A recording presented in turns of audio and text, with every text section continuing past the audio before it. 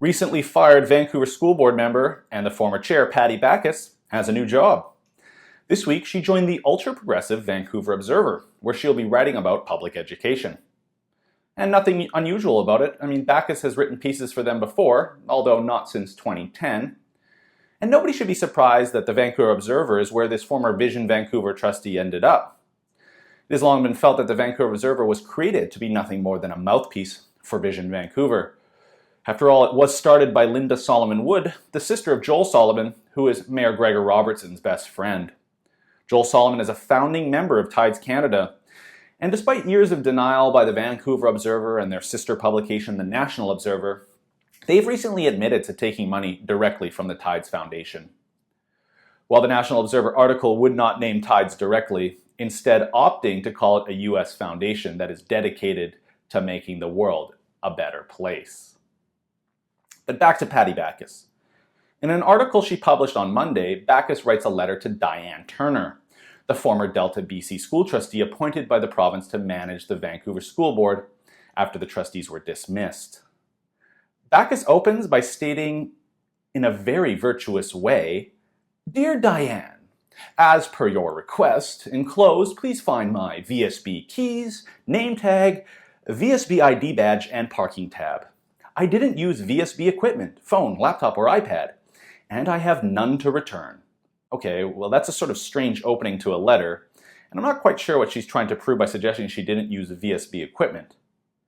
But as it happens, last week when we were filing our FOIs with the school board surrounding the allegations of bullying in the workplace, we also requested copies of Backus's expenses. And while it's true Backus did not use a VSB-issued cell phone, she just had the VSB and the taxpayer pay her cell bills in full. You can see a few copies of the expense filings given to us by the VSB on the screen now. And then you can see a note she sent in here, where she just sends in her total cell bill for 10 months at nearly $1,400. There's no way she's using her cell phone that much and that often all of school board business. If she's making personal calls, performing political work for Vision Vancouver or the Broadbed Institute, of which she is a board member, then she should not be charging the Vancouver taxpayer. I can tell you from the friends and contacts I've talked to that held previous public official positions or even worked in the offices of politicians that separating personal expenses from professional ones is very important, and that includes cell phone expenses. To this day, many political staffers and politicians carry two phones, one for work and one for personal, and that way it's easy to keep the expenses separate. I did reach out to Backus over Twitter this morning to give her a chance to answer. Usually I would email her, but the Vancouver Observer has no contact information listed, and now that she's not a school board member, I assume she has no access to her previous email. And despite being active on Twitter this morning, Backus did not respond to me.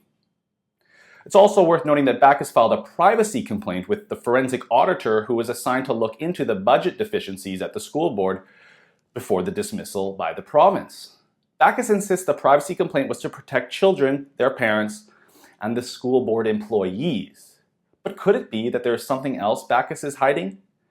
Between her privacy complaint and the $20,000 roadblock the board tried to throw us during our FOI request into the toxic workplace allegations last week, I am left with more questions than answers. So we will keep digging. For the Rebel.media, I'm Christopher Wilson. Thank you so much for watching. Make sure you never miss a video update by clicking subscribe on our YouTube channel. And if you really like what we're doing here in The Rebel and want to support us, check out our premium content. It'll only cost you $8 a month, but you'll get full-length shows from Ezra Levant, Lauren Southern, Gavin McInnes, Faith Goldie, and Tiffany Gabay. Enjoy.